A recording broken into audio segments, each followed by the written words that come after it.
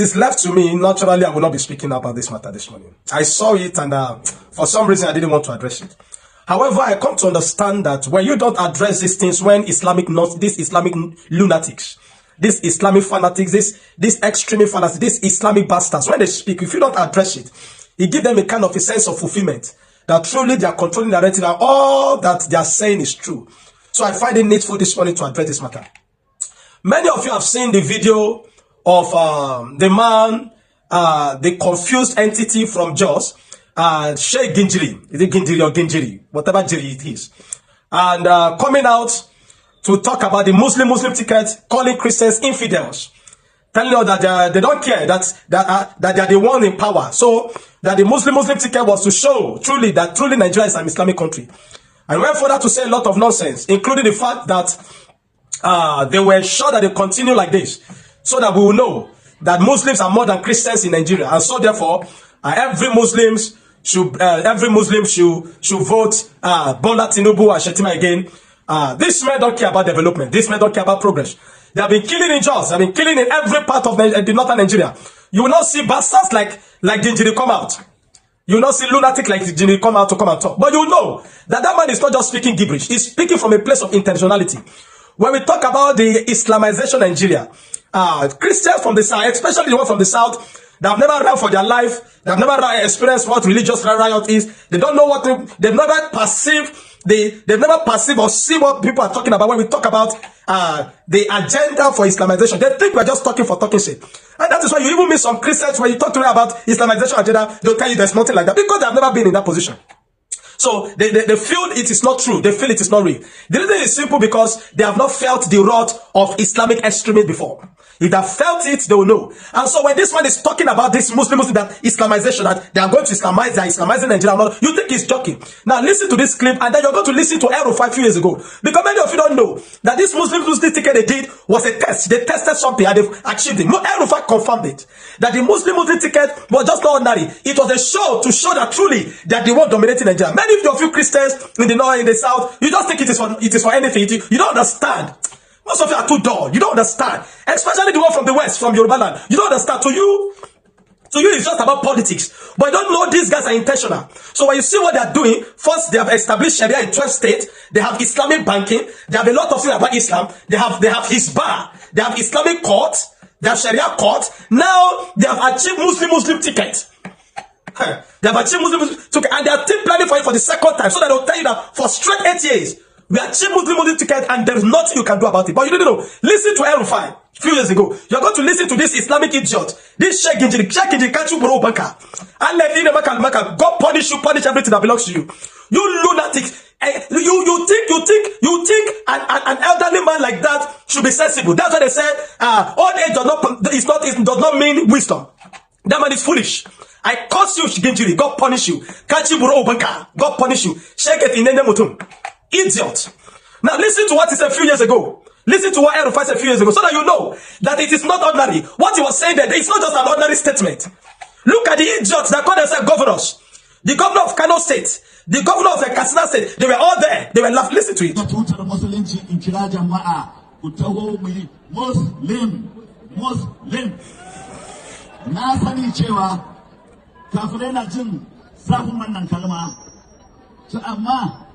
Ba akwai kiristoci ba, ba akwai yahudawa ba, ba akwai masu bautar magiro ba. Ni musulmi mai wa'azin musulunci da nace muslim me na taba nasu. Na hana kirishin ya faɗa ne, na hana magiro ya faɗa ne, na hana ɗan tantalbace ya faɗa ne. Amma ni a matsayina musulmi, muslim, sha'a man sha'a au aba. Amma wani zai ce ai to demokradiya ne, ai akwai suwa ne, ba sa sallah, ba ai kai ne wakilin su.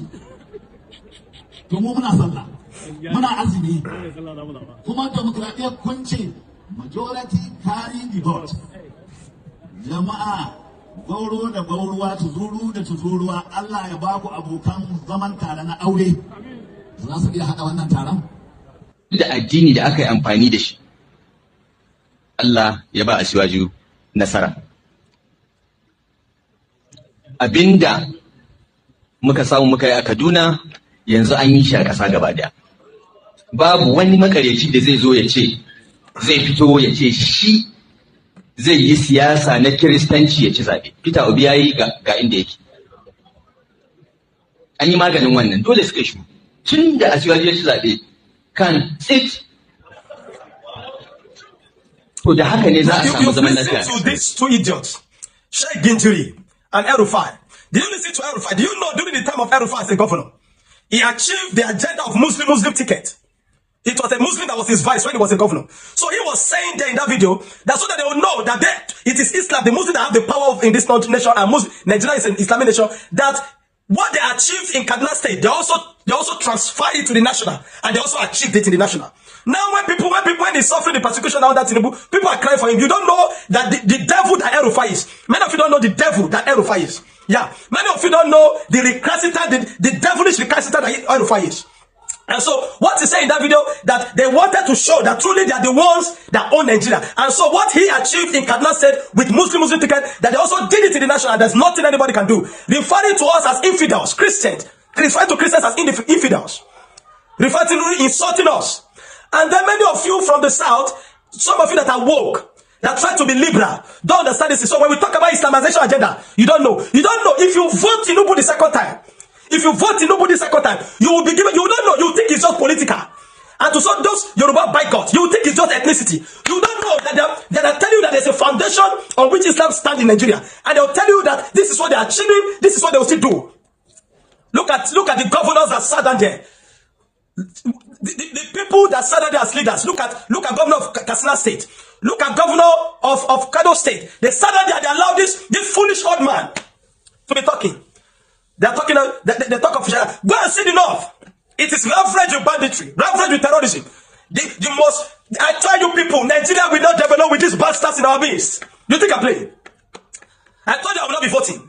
And the reason I will not be voting is not because they are not credible candidates, but I tell you, as long as this entity, this contraption called Nigeria remain in existence with these lunatics, these Islamic bastards that are more interested in Sharia than in progress and development of a nation, we will never progress. No, this nation is going nowhere. I will not tell you not to vote, but I'm telling you, as long as Nigeria remains one with these idiots, these people don't care about progress. Check every nation that adheres to Sharia, they are always in chaos. No Islamic nation that adheres to the principle of Sharia that comply to it, that institute it in their system that progresses. No, they are all backwards. They are all backwards. Thank God for the lives of Ibrahim Traore, the man that I love, showing what leadership is. He tells them he's a Muslim himself, and he said his Sharia will never stand in his country. Every Muslim country that you see that is progressing, like the UAE, go and check the system of UAE.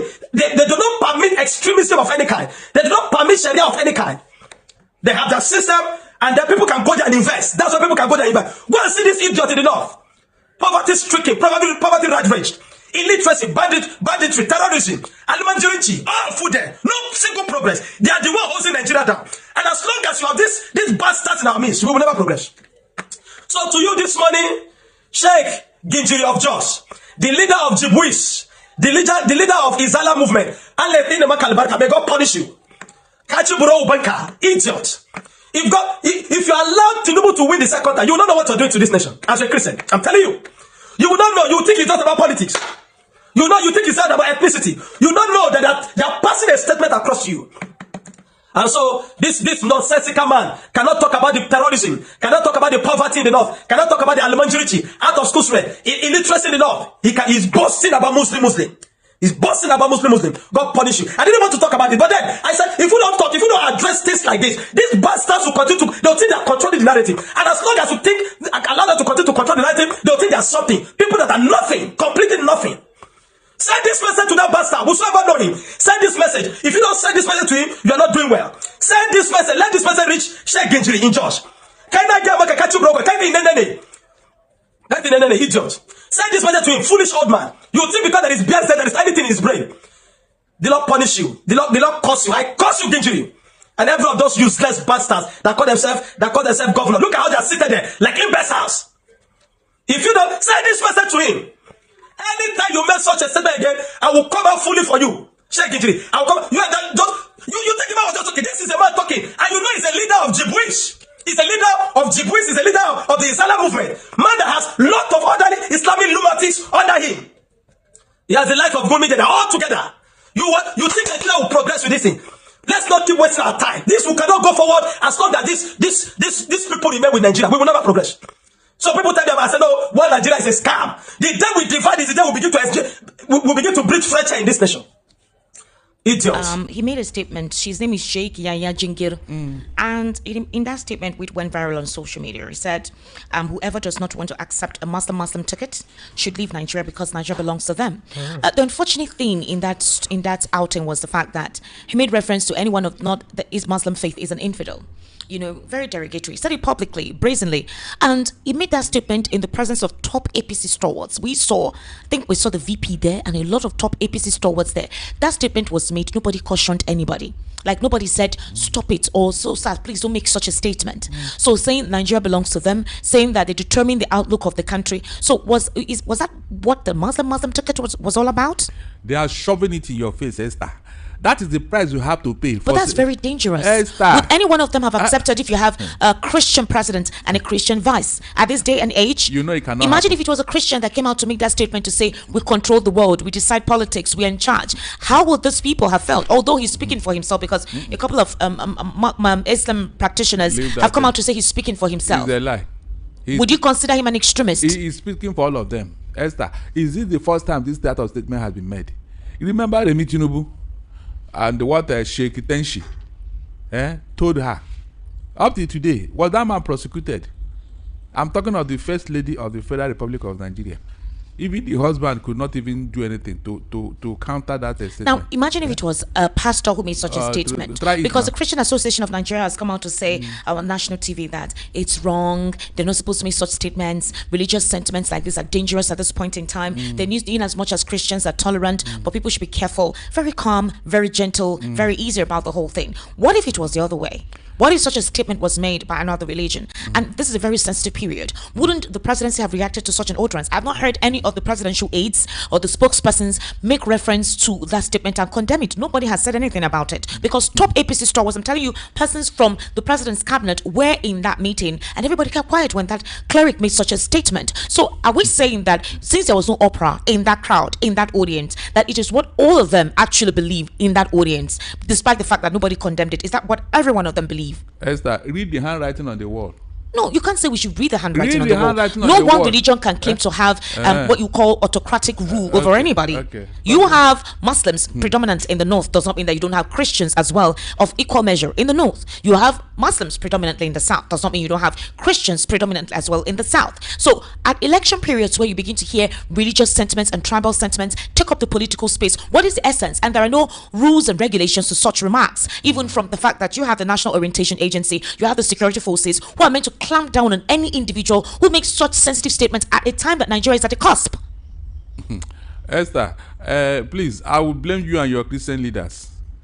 I'm not joking. I will blame you people because one, you have been sleeping on your right for a long time for what I don't know, because they give you crumbs from the table and you believe that yes, they love you. No. Who are you? You, including you. Including you. I'm Including not there. I look from the beginning of this thing. Have I ever believed in all these things? In fact, I am praying that I should have been a Christian leader to reply these people. I'm not joking. Reply them in a way that they won't like me, and it's even good. Because they said that since the days of John the Baptist, the kingdom of God suffers violence, and the violent take it by force. So you're saying we're extremely being tolerant while all of this is taking place? The tolerance is now turning into mumu. Our tolerance is no longer tolerant. But you know what the faith teaches you. You're not taught to be violent. You're taught to be accommodating, hospital, and at the same time show mercy where one has erred. Go and read the history of your Christian faith. It survived because men died. They fought for it. Go and check. Go and read the history of the Christian faith. Even God said it himself. And so don't think that you are in a very peaceful world. No, it cannot be peaceful. I'm not joking. These guys, they have one mindset, and that is to take charge everywhere they are. Well, some Nigerians have come out to say the man is only speaking for himself and not the entirety of Muslims in this country. It's a lie. Their actions and body language and their utterances points to one thing and one thing only. They have an agenda in Nigeria. Why do you think this impunity and arrogance is going on, Esther? Why do you think so? That they have subjected you to fear, that you can't even utter a word, even when they are dealing with you. Were you not here at one time when one of them said that Christians should join them. They have to convert to Muslims, or they'll be paying for their life. Yeah, that was after. That was in the period when the whole Christian genocide conversation was very rife. I mean, did you not see the picture? Where they burnt down villages, I think in Atama and some states like that. It's near Taraba also. Yes, good. So all these things are going on. No, not in Taraba. Taraba has been a very quiet state actually. No, something was going on there. Not in, but that was the community that were raised down was not in Taraba. Yes, but the community was raised down. Communities were raised down. Oh, good. Villages were raised down, and they said it would happen if the Christians did not accept Islam. So how many Christians have reacted to counter it with another Muslim community? Is it the Christians that are meant to react to the authorities? Which authority? Authorities who are not meant to allow such sentiments pervade the space. They should know. Hold on. I've told them, I've advised the Christian leaders, form a Christian vigilante group to counter these things. Now, Islamic cleric Sheikh Yahya Jingir has thrown his weight behind the Muslim ticket, praising President Tinubu for championing the arrangement and urging Muslims to obtain their permanent voter cards and mobilize politically behind Muslim candidates. But it was his language about religious numbers and political opponents that has triggered the strongest reaction. Speaking at a political gathering in Kano, attended by Governor Abba Yusuf and other political leaders, Sheikh Jingir argued that Muslims constitute the majority and urged his audience to show the infidels their limit, language that critics say risks transforming a political contest into a religious confrontation.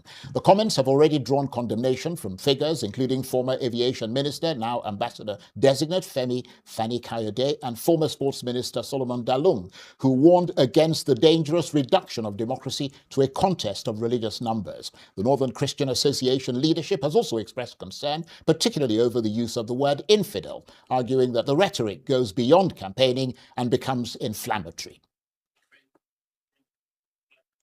Well, let's put the issue to a Christian as well as a Muslim voice. And for this, I'm joined now in the studio by Dr. Emmanuel Nkanta, Deputy Director of the Catholic Policy Research Institute, the Kuka Center, who's also a peace building and inter-religious dialogue specialist, and by the policy strategist, Malam Baba Yusuf, who is also Group CEO of the Global Investment and Trade Company. Gentlemen, thank you very much indeed for joining us. Let me start with you, Dr. Nkanta. What, in your view, is the most dangerous part of Sheikh Jingir's intervention? His advocacy for a Muslim ticket, the claim that Muslims outnumber Christians, or his call to, quote, show infidels their limit, unquote? Yeah, thank you very much, Charles, for that question. I think for me, everyone has the freedom of speech. Of course, we can say what we want to say and all that, but we have to be cautious about how we say this, the audience, and probably the intention as well. Sheikh's speech, for us, is coming at a time, at a critical time, especially in our country, Nigeria, where we are gearing up towards the 2027 general elections. And it's quite sensitive. I think that is one of the most dangerous things, actually. It's sensitive in the sense that for Nigerians, of course, especially for a country where we have the Muslims, the Christians, and of course, it's not just multi-ethnic or religious, but also multi-sectoral. And people's views, too, differ from one person to the other. So for us, Sheikh coming up to speak at a time like this, because you could actually see the intent. Of course, that's what he's free to speak to the audience. Maybe for him, if you look through the speech, if you go through, it's more like saying, yeah, I can say this, and everybody can say, you may choose to say whatever you want to say. But the dangerous aspect of this is that it could get to the extreme. Okay, people may begin to read it differently. To saying that, are you now saying it's not just about competence? Are you saying it just has to be religious? It must be a Muslim, probably if you look at it the other way, it must be a Christian. But in this case, I think it's also dangerous because when a message like this is being communicated across, and in terms of language, because not everybody, of course, it could be communicated in English, and then some people don't really understand this English itself. It could be in a different language. And then another person tend to cascade. This is what Sheikh said. Right. Yeah. So by the time it gets to the 1 to the 10th person, how would Sheikh come and say this kind of thing? Yes, I support him. It is our turn. You know, it's supposed to be like the Muslim ticket. And the other Christian will feel, okay, wait, but we're Christians and we supported the Muslims. So how come it's the other way? Right. So it begins to, the trigger now will be at the point where people begin to look at the sentimental or the emotional aspect of it, not really looking at how competent this person could actually be. Baba Yusuf, let me come to you. When a Nigerian cleric describes fellow citizens of another faith as infidels, what does that do to the idea of a common Nigerian identity? First of all, he proposed it. For a better phrase, I'm a Muslim, and I say clearly no to religious extremism, no to vitriol, bitter narrative by leaders, especially religious leaders. And I'll say this emphatically, Sheikh Yahya Jengir's statement belongs to him and his belly and his pocket, because this is not what we expect from political leaders, even of political cycle. This statement is demagoguery. It's reeks of religious bigotry. And a leader of that stature, by age, by his stand in society, and the length of time he has been an Islamic credit, he should know that just a word from him can sink this country. So to that extent, it is completely unacceptable. And I dare say, and I stand to be corrected, that the majority of Muslims are not with this kind of, irresponsible statement from this Islamic cleric. Nevertheless, yes, he was saying it, and you could see from the video that I'm even heading there. There were 3 governors. I was heading there. I mean, what is more ominous? Yes, Charles, what is more ominous for me? Yeah, was I was scanning the background to see the reaction of the governors sitting and other political leaders and society leaders, their facial expressions, their demeanor. And what I saw, for me, was worse than the statement of Sheikh Jengir. And what is more heartbreaking is hours and hours and days later, and counting, there is no counter position taken by political leaders to assuage the feelings of our brothers and sisters within the Muslim and across the religion, particularly in this case, the quote-unquote people that are called infidel, in a country whereby the man actually scored an own goal. And for the leaders that are sitting there and smiling away, I wonder what is going on in the mind of the First Lady of the Federal Republic of Nigeria, who is a Christian, and the President himself, whose son, the oldest son at the moment, is a Christian. So he's having a diverse home, running a diverse government, right? How he is feeling with this man that has scored an own goal. Why? Because he's trying to oversell a Muslim ticket. Right. And that, for me, is the issue, because if we really want a united Nigeria, we should go beyond it. Even the politics should be. I didn't know that the politics is so rotten till I saw this position, because I expected a position to be taken to counter this and assuage first and show us that we are running a country that. I'm sorry, Charles, I'm feeling like this because it's a time for us. It's time for us to put a stop to this it going raises forward. Questions about how much Nigerian politicians will sacrifice. Yes. The heads of people in this country, I mean, in order to win political plaudits. Absolutely. That's a major question. And Dr. Nkanta, you heard Baba Yusuf there expressing concern that there is a danger that one cleric's political rhetoric could well end up being presented as the voice of an entire faith, which would obviously be wrong. But equally, is there a danger that Christians could respond emotionally to this rhetoric and inadvertently turn the issue into the very religious confrontation we should be trying to prevent? Yes, Charles, you see, we are at a time in our country where we're trying to build, talking about interfaith cohesion, interfaith dialogue, where the Christians and the Muslims, okay, let us come together. We've come a long way. Okay, even before the independence and then after the independence, we say, okay, understanding also the characterization of our country. We're characterized by people of different faiths, different, of course, in terms of thinking, intellectual ideologies and all that. So for the Christians, I look at it this way, because it's a cleric who have actually spoken, a sheikh. And so for the Christians, I think it's just like you mentioned, observation, like the body language. What is it going to be like the reaction from people, especially leaders? And that is where the clerics from the Christian side come into play. What you say at the pulpit and churches really matters, even in centers, in Christian centers. So the reaction to Sheikh's own is going to go a long way to tell what happens even beyond 2027. Now, as one who's actually worked both with the Muslims and the Christians, and as an expert in the area of interfaith, I realized that most times what really brings Christians and Muslims together is the idea of this unity in diversity. Okay, together we have all it takes to build a better Nigeria. And so for the Christian side, it's going to be appalling to see a situation whereby young people, especially because we're talking about not just the elderly now and the adults, young people who take to the street to say, okay, this is what the Sheikh is saying, and it represents the entirety of what the Muslim represents. But I want to say here today that Sheikh's voice is not the representation. It's more like a representation of the Muslim voice, of the voices of the Muslims.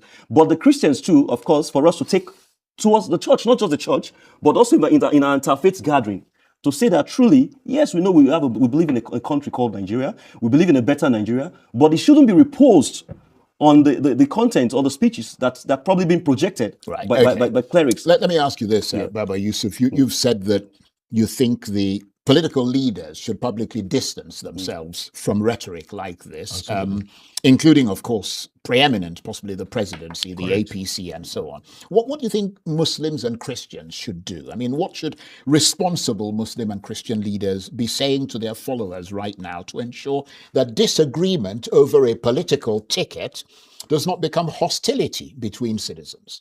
First of all, let me speak on what I will say also as a public figure, that for Christians and Muslims and even free thinkers in this country should realize that at the political level, there is no division. They strike still together, they loot this country and plunder it together, including some religious figures like this who collaborate with them. And you know from time immemorial, Roman Empire, you can go on how some religious leaders actually enable. Yeah, but to be fair, you shouldn't point a finger at him because you don't know whether he's part of it or not. But of which one? No, you said religious leaders like this. Well, you see what I mean? Well, this didn't start. This didn't start today. We don't have any evidence. This didn't start today, Charles. It started pre-2023, from this Muslim conversation to this antagonistic behavior. So I think even if he wants to sue, I stand by what I said. Okay. Moving on from there, we should realize that at the generality of the populace, these differentials are injected to continue fomenting division. While the Christians and Muslims at the top level, even the ones that fight tooth and nail, whether it is Peter, Obi, Atiku, and Tinubu, don't be surprised, some years again, they will come and hug each other. While we kill ourselves, at the lower level. So we should realize that, yes, religious leaders should be the torchbearers and the guiding lights of the society. But as a Muslim also in the Holy Quran, there's an injunction as to how we follow religious leaders. We don't follow them blindly. And we should go back to the tenets of the religion and ask ourselves, is this really what it is? And I will land with this. There is nobody that will say is a better Muslim than Sayyidina Muhammad sallallahu alaihi wasallam. Now, the first migration by the Muslims in this world, and people should note it, was in 315 AD from Mecca, when the persecution was so high by the Quraysh leaders. Prophet Muhammad sallallahu alaihi wasallam deemed it fit that some of the Muslims should migrate out of Mecca. And guess where he asked them to go to? This is very instructive. To Abyssinia of those days, present-day Ethiopia, where the king was King Najashi, that was a Christian leader, that he called a just leader, that he believed would receive them and treat them well. And he said, King Najashi is one that doesn't do harm to others. He's a Christian. Among those people was his daughter, Nana Ruqayya of Prophet Muhammad sallallahu alaihi wasallam, who was wife to Sayyidina Uthman bin Affan, who later became the third Caliph. 15 of them went to Ethiopia. And even when Quraysh sent emissaries with gifts for those people to be returned, the king haven't listened to them, reciting verses from the chapter of Maryam about the Immaculate Conception of Jesus.